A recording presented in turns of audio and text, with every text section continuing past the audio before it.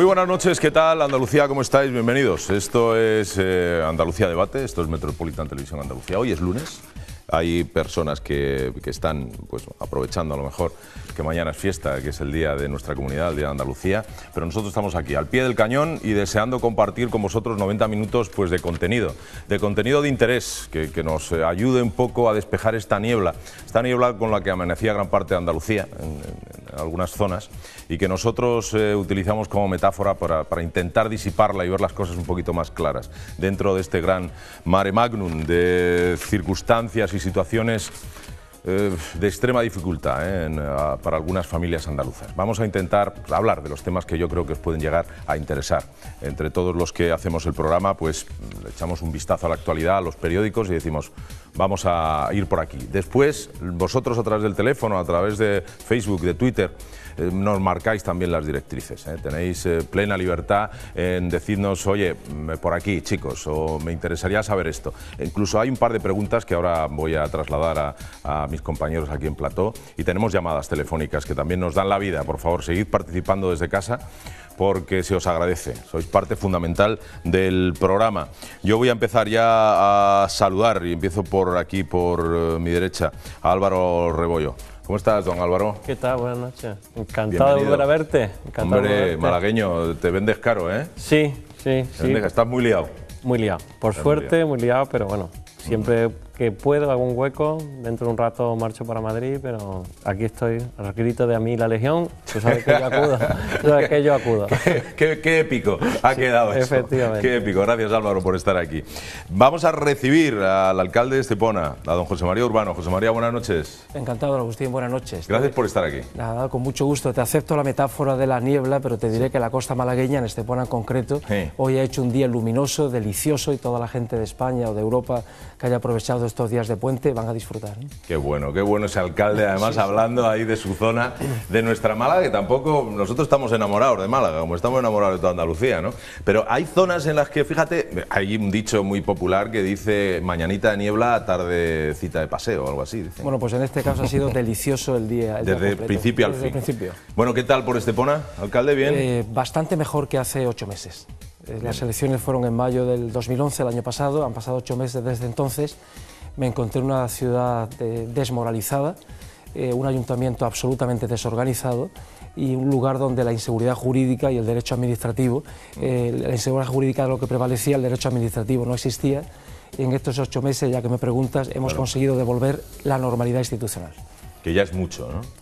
La normalidad ya es la herramienta imprescindible, esa normalidad, esa seriedad, el control presupuestario y la seguridad jurídica para que la gente confíe en la administración y vuelva a los proyectos y a las inversiones. Qué bueno, pues gracias alcalde por compartir con nosotros el programa de hoy, y vamos a escuchar lo que tienes que contarnos y decirnos y opinar sobre los temas que preocupan a Andalucía, que tú eres un andaluz preocupado igual que todos, ¿verdad? Como todos. Vale. Pues vamos a recibir a nuestro compañero del diario La Razón, don Andrés Muriel. ¿Qué tal, Agustín? Buenas noches. Bueno, ya van siendo más tardes que noches, ¿no? Con esta casi entrada de la primavera. Como estamos tan metafóricos con la niebla, con lo otro. Bonito, la metáfora. Me gusta vivir en una total metáfora constante. Oye, en Sevilla bien el tiempo también, ¿eh? Sí, en Sevilla un cielo y un sol espléndido. Bueno, aquí también, ¿no? Está haciendo todos esos banquitos de niebla, está haciendo un tiempo excepcional. Qué bueno, pues vamos a hablar de cosas que, bueno, tu diario ha sacado a la luz, y sobre ese tema y sobre otros muchos tú tienes siempre una opinión que dar, Andrés. Sí, seguimos ahí al pie del cañón. Bueno, está tanto el caso de los ERE como otros escándalos que se van además ramificando y van saliendo capítulos pues todos los días, y estamos haciendo ahí desde el periódico de La Razón un seguimiento pues diario, casi por horas, ¿no? de este caso que tanto preocupa a los ciudadanos. Desde luego que sí, nos preocupa, nos ocupa y nos tiene en vilo, porque no dejamos de sorprendernos con nuevos datos y sobre todo lo más triste es nuevas cifras de dinero que no se sabe dónde han ido a parar. Don Alberto Matilla. Pues muy buenas tardes, noches. Como bien ha apuntado Andrés, que ya vamos entrando en busca de la primavera, los ciudadanos estamos perplejos, intentando digerir toda esta información que cada día nos llega, y la verdad es que la situación que se está viviendo sobre todo ese 22% que decía el informe de Cáritas que ya llegamos a vivir por debajo del umbral de pobreza, mientras vemos cómo se dilapidan los fondos públicos entre amiguetes y familiares, vemos cómo tenemos que trabajar, los ayuntamientos tienen que hacer un esfuerzo ingente para normalizar su situación administrativa, pues un poco entre lo que decíamos ahora al comenzar, estamos un poco despejando esta neblina, a ver si de una vez podemos ver, aunque sea un poquito de rayo de sol, que nos dé esperanza para poder otra vez sonreír y sonreír al futuro, y sobre todo al futuro de las nuevas generaciones de nuestra juventud, que es quien más crudo lo tiene, ¿no? Aunque nuestros mayores, la verdad es que tampoco lo andan disfrutando mucho, pero en fin, bueno, vamos a ver. Bueno, pues vamos a hablar de todo eso. Vamos a hablar de... Hoy publica el diario ABC en sus páginas de economía, hay un artículo que lo titulan, el titular es Sindicatos S.A.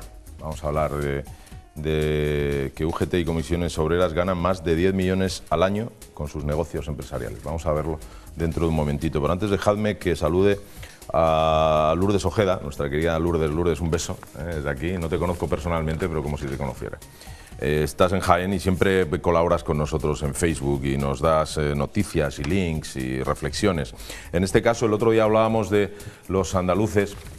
Yo leía un artículo, decía que en Dinamarca pues hay un puñado de andaluces, españoles en general, pero bueno, andaluces también en particular, que lo están pasando tan mal que bueno, que incluso se llegan a entregar a la policía para que les repatrien, ¿no? Porque la situación no es la que marcan ciertos programas de televisión, españoles por el mundo o andaluces por el mundo, ¿no? Hay gente que lo está pasando verdaderamente mal, que acuden a una llamada de bonanza económica en ciertos países, pero que después se encuentran con una realidad que es muchísimo más dura. Y ella dice, en este tema, dice, daos cuenta de que españoles por el mundo y andaluces por el mundo lo emiten Radio Televisión Española y Canal Sur. Es una forma de vender la burra y quitarse el paro de España. Bueno, tal vez a lo mejor es algo exagerado, pero desde luego lo que sí hay que decir a todos los que ven estos programas, que yo los veo, pero los veo con cierta... Y todos hemos caído en la ensoñación de decir, oye, qué bien se vive en ese país, ¿no?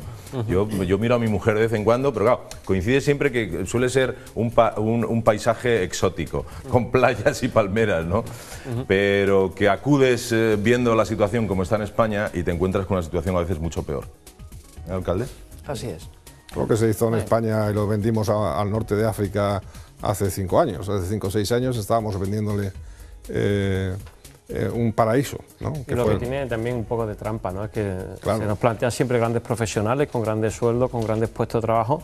Pero bueno, estos señores han tenido que salir de su tierra. Entonces, que no se nos olvide eso, ¿no? Que sí, son grandes profesionales, que tienen un mérito, que han desarrollado una trayectoria profesional que le ha llevado por el mundo y que han llevado a esos puestos y que nos enseñan esos programas, en esas casas maravillosas, en esas vidas de lujo, en esas amplitudes y holganzas económicas, pero que tuvieron que salir de aquí porque no encontraban trabajo que se adecuara a su formación, ¿no? Entonces, eso hay que mirar, estos programas hay que mirarlo con un cierto doble sentido que lo tienen, no es simplemente el éxito, ¿no? Es también el fracaso de una Andalucía que no ha sabido en un momento dado, una España no ha sabido darle un futuro, ¿no?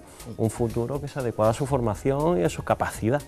Y eso es lo que verdaderamente es triste, ¿no? Pero miremos el lado bueno que tiene también, que ese capital humano que tenemos por ahí está terminando de formarse, está sacando lo mejor que puede para su formación personal y algún día todas esas personas vuelven a España, vuelven a Andalucía y revertirán a nosotros. Bueno, desde el punto de vista positivo y optimista, ¿no? No, de todo modo, en fin, no, por llevar un poco la contraria, pero a mí el programa, tanto Andaluces por el Mundo como Españoles por el Mundo, a mí me parece que me gusta y además de gustarme, creo que está bien en tanto que hay mucha gente que no solamente por ese exilio forzoso por las situaciones económicas, sino que gente que ha decidido libremente buscar un futuro profesional fuera de España. Incluso este programa a algunos le ha podido servir también de acicate. Esto quitando también esa imagen idílica o eso, idílica, ¿no? de lo que pueda ser la vida fuera de España y buscarse las habichuelas fuera de este país. Perfecto. Fijaos, dice una persona que me dice que no digamos su nombre, que él es de Marbella, he dicho el sexo ya. Dice, ¿me pueden aclarar, aunque quien conoce mejor esa zona creo que es Fran García? Fran, un abrazo desde aquí, hoy no está con nosotros. Dice, ¿por qué desde la zona de Fuengirola hasta Estepona el límite de velocidad es de 80 km/h, cuando en carreteras exactamente igual está entre 100 y 120 km/h? Lo único que lo puedo entender es porque hay dos tramos de autopista nada baratas. ¿Le puedo responder? Hombre, esa es una... yo no termino de creer que esa sea la razón. Lo que sí es cierto es que todos los alcaldes de la zona nos sentimos sorprendidos y manifestamos nuestra queja al Ministerio de Fomento hace unos meses, cuando decidió que justo en la Costa del Sol el límite de velocidad bajara a 80 km/h. No lo entendíamos porque una de dos, o es una carretera y debe aplicarse los mismos límites que las otras carreteras, o es una vía urbana en cuyo caso se nos debe permitir a los ayuntamientos lo que queremos y no se nos deje, que es facilitar las entradas, los carriles de aceleración, de deceleración, o incluso instalar alguna rotonda cuando sea preciso. O sea, o lo uno o lo otro. No entendimos en su momento por qué ese límite de velocidad bajó, y lo que estamos planteando ahora todos juntos es o bien que el nivel de velocidad vuelva a su sitio como en toda España, o que se convierta en una vía urbana y no se nos permita establecer rotondas y construir en toda esa zona quizás el mayor bulevar y el bulevar más bonito y ajardinado de toda Europa. Bien, bueno, esa es la aspiración. Ahí está, es una aspiración lógica. Antonio nos dice, habría que hacer que estos delincuentes que han robado a todo el pueblo andaluz, que tanto llevan a gala, que respondieran con sus bienes. Eso es deseable, ¿no, Andrés? Deseable, y hay que hacerlo. Yo creo que hay que poner en marcha las medidas legales necesarias, no solo en casos de corrupción, sino en casos en los que se han dejado administraciones, como son administraciones locales, ayuntamientos que se han dejado prácticamente quebradas. Yo creo que la responsabilidad no se puede reducir a una responsabilidad política, ¿no? Que llega otro, llega el siguiente alcalde y ahí se ha acabado la responsabilidad. Yo creo que se tienen que derivar también responsabilidades judiciales. Lo apuntaba el presidente del PP andaluz, Javier Arenas, en un encuentro, en un foro organizado por La Razón esta pasada semana. Decía que hay que llegar a un consenso y poner en marcha las medidas necesarias para que no se quede ahí, no sean solamente responsabilidades políticas. Es que hemos visto casos bastante yo creo que flagrantes, ¿no? En la actualidad, el ordenamiento jurídico, el Código Penal, tiene herramientas para de alguna manera actuar en actuaciones ya no solamente de corrupción, ¿no? Sino de mala gestión. O sea, ¿habría que definirlas mejor? Sí, y lo que habría que tener sobre todo es una voluntad de que se cumplan esas normas. Una voluntad por parte de las Fiscalías Generales, una voluntad por parte de los propios administrados, que son conscientes de los propios funcionarios que están en el día a día, estos técnicos que están en el día a día trabajando con un responsable político, en un momento dado pueda excederse o pueda actuar de forma negligente y llegar hasta las últimas consecuencias para que esa normativa jurídica se aplique y se deriven las responsabilidades que fueran necesarias. Considero que en cualquier caso hay mecanismos en la actualidad que podrían salvaguardar esos intereses de todos los ciudadanos, que a lo mejor se podrían reforzar o aclarar o sistematizar o tipificar, que decimos en derecho nosotros, tipificar mejor para que estas actitudes que ahora estamos viendo que han sido completamente groseras, ¿no?, hacia la administración del ciudadano, pues tengan una tipificación y se encuentren y se localicen rápidamente en el Código Penal para que sean atajadas de raíz. Pero bueno, no podemos judicializar la política ni tampoco podemos penalizar todas las actitudes del ser humano. Yo no creo que sea judicializar. Con todo mi respeto, Álvaro, no creo que se trate de judicializar la política. Penalizar. Ni tampoco, se trata de que se trata de normalizar. Yo pondría normalizar, es decir, lo que en nuestra vida cotidiana cualquier persona asumimos las responsabilidades de nuestras buenas o malas gestiones y tenemos contraídas con nuestro patrimonio, con nuestros impuestos y con nuestros ciudadanos, máxime aún quien maneja fondos que son públicos, que no son suyos. Y por tanto tiene que haber esa responsabilidad. Si hay esos mecanismos que yo desconozco porque tú eres jurista, pues habrá que cambiarlos porque evidentemente, o habrá que activarlos. Lo que está claro es que no funciona.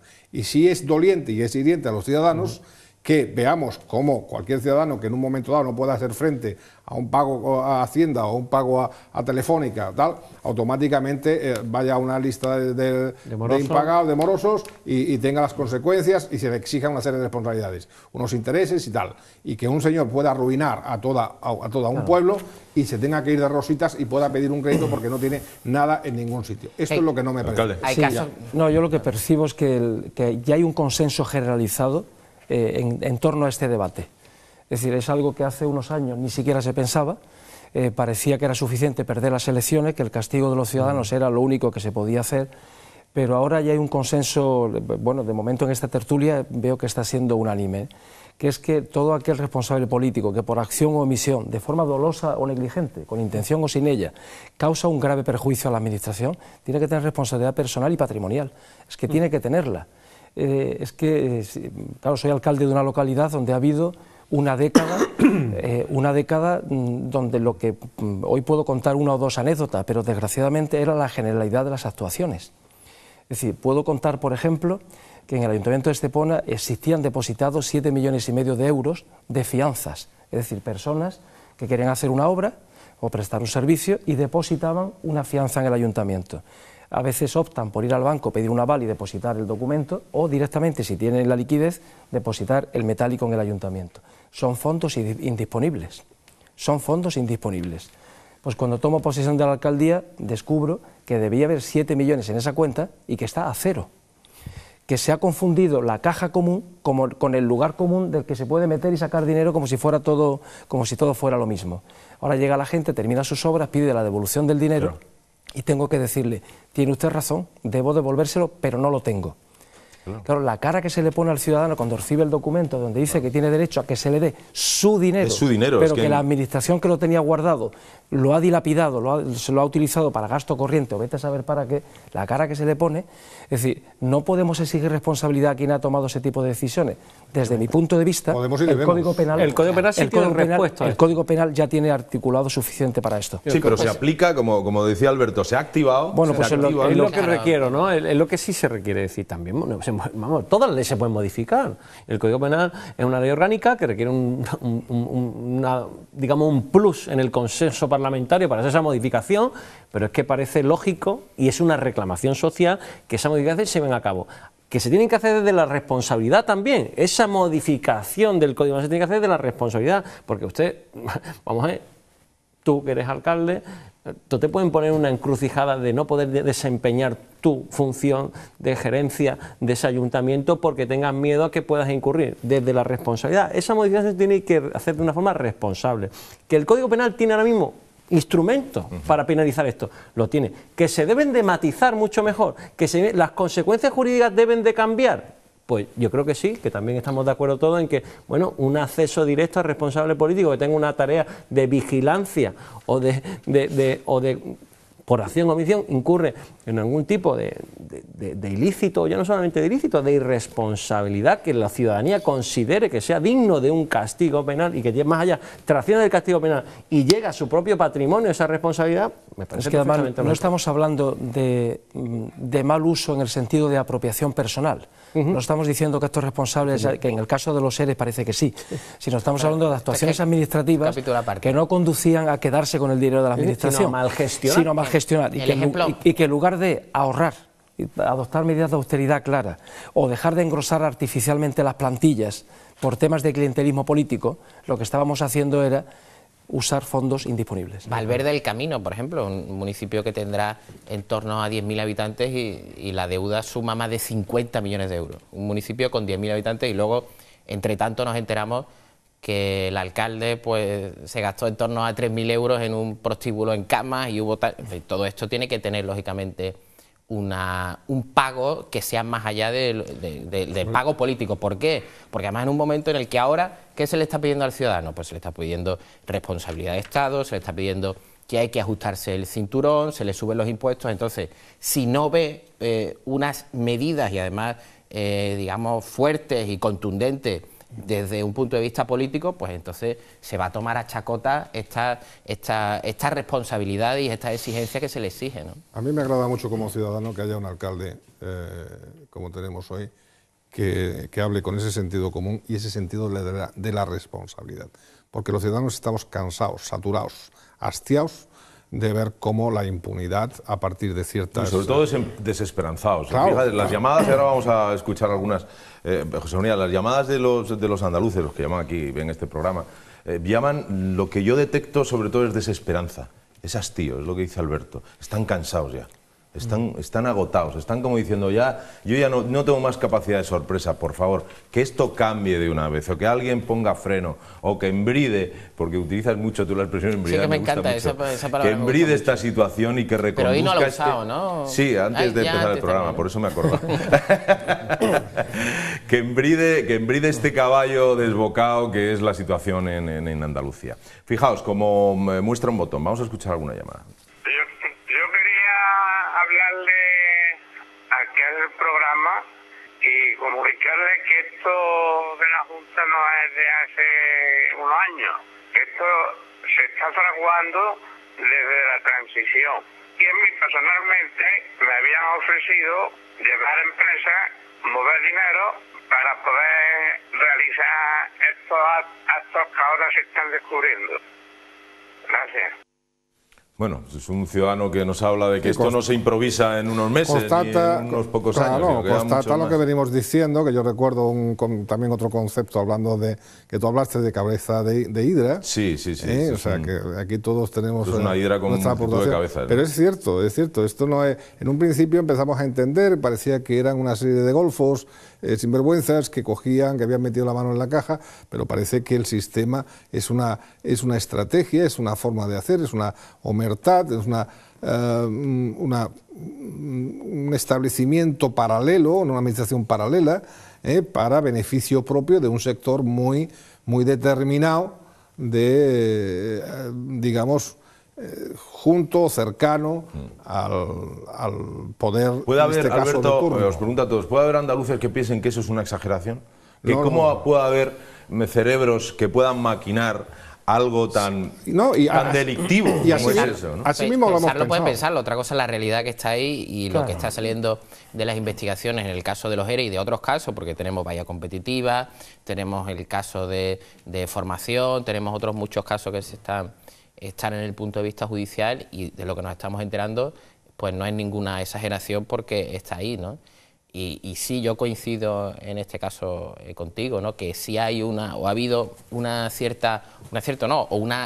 planificación para, en el momento que se tiene cualquier tipo de problema o para ganar ciertas voluntades, pues librar el dinero sin pensar en que había que tener sin pensar a conciencia, sin tener que fiscalizar ese dinero, ver realmente dónde se invertía y distribuirlo sin ningún tipo de criterio, ¿no? Sortear las leyes, Además lo hemos visto en el caso de los ERE, por ejemplo, cómo se apaciguan determinados focos de críticas y de protestas de trabajadores en vísperas electorales. Pues ese dinero ha fluido muy rápido y de manera, pues eso, para la paz social, que era lo que incluso apuntaba. La paz social es incluso el último viceconsejero imputado, fue el que hizo las alegaciones a los informes de intervención del año 2005, y él en ese informe, en esa respuesta a las alegaciones del informe de intervención, uno de los puntos que mencionaba era que la partida 31L, eso que luego se etiquetó el exdirector general como fondo de reptiles, pues uno de los fines era el mantenimiento de la paz social. Yo creo que con esto tiene mucha relación, ¿no? Perdón, además hay algo que todavía sorprende más. Tú decías, hombre, la verdad es que es difícil de digerir todo esto. Porque dice, bueno, entiendo, sería más entendible, por supuesto no aceptable, que crearas todo un sistema al margen de la normativa vigente si esas inversiones hubieran sido inversiones y hubieran dado empresas que al fin y al cabo hubieran generado riqueza. Pero es que ha sido todo hecho, o sea, un dinero quitado para ir directamente a proyectos que han fracasado o incluso empresas que se han montado ficticiamente solo para la captación de estos fondos. Con lo cual es sencillamente robar, o sea, es quitar del dinero público, quitarle a la gente, a los parados, a los trabajadores, a las amas de casa, a los ancianos, a los hospitales, a la sanidad, a la educación. Le hemos quitado.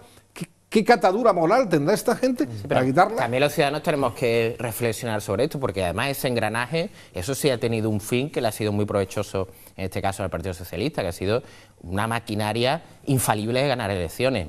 Entonces, y esto lo estábamos viendo todo, que está también pasando, quiero decir, que también tendremos que tener algún tipo de responsabilidad a los propios ciudadanos, que hemos visto que eso estaba pasando, y que se le estaban dando, por ejemplo, subvenciones para formación y para tantas otras cosas, cuando eso no iba realmente al despegue del tejido productivo. Pero han sido los últimos meses, el último año, los 2 últimos años, lo que han puesto de manifiesto el sistema. Esto realmente ha sido un sistema. Un sistema para utilizar fondos públicos para enriquecimiento privado. Porque en un momento hasta uno puede tener la tentación de que se hacía para ganar las elecciones. Ahora ya vemos que era, ahora vemos que además de para ganar elecciones, es para enriquecimiento personal, para consumo en productos estupefacientes, para irse de noche de cachondeo donde sabemos que se iban, y se ha utilizado para eso. Y por eso no hay mejor medicina para esto que la alternancia política. Puede que haya algún ciudadano todavía que no tenga una conciencia exacta de lo que ha pasado. Afortunadamente los medios de comunicación están haciendo una muy buena labor pedagógica, haciendo llegar a toda Andalucía lo que ha pasado, y en este momento es que cuando llevan 30 años es que te sientes impune. Claro, es que ese refrán de que el miedo guarda la viña, no hay más verdad que esta. El miedo guarda la viña, y cuando pasan 30 años y llevas haciendo todas las barbaridades del mundo, y quienes están lejos no se enteran y quienes están cerca no te dicen, niño, estate quieto, pues acabas sintiéndote absolutamente protegido, hiperprotegido, crees que nunca te va a pasar nada. Pero bueno, el tiempo... Último minuto, nos queda... Álvaro, di algo. Rápidamente, con independencia la instrucción sigue adelante, es la que ha puesto en marcha toda esta investigación, tanto periodística como de toda índole, y que sí parece que hay no te voy a decir una mano, pero sí es cierto que esto forma parte de un ideario. Señores, tenemos unos fondos, tenemos un nivel de control que manejamos nosotros mismos, había como un libro de estilo. Convirtámonos. Y eso se tuvo que decir en algún sitio y en una alta esfera. Esto no sale de una reunión de un consejero con un director de un área. Esto sale de altas instancias que determinan que para perpetuarse en el gobierno hay una serie de fondos que están ahí dando vueltas, que es saber cogerlo y luego saber distribuirlo. Pongamos la maquinaria a funcionar a nuestra disposición para convertirlo en una regalía. Suena escalofriante. Vamos a hacer la primera pausa. Volvemos de inmediato, que nadie se mueva. Gracias.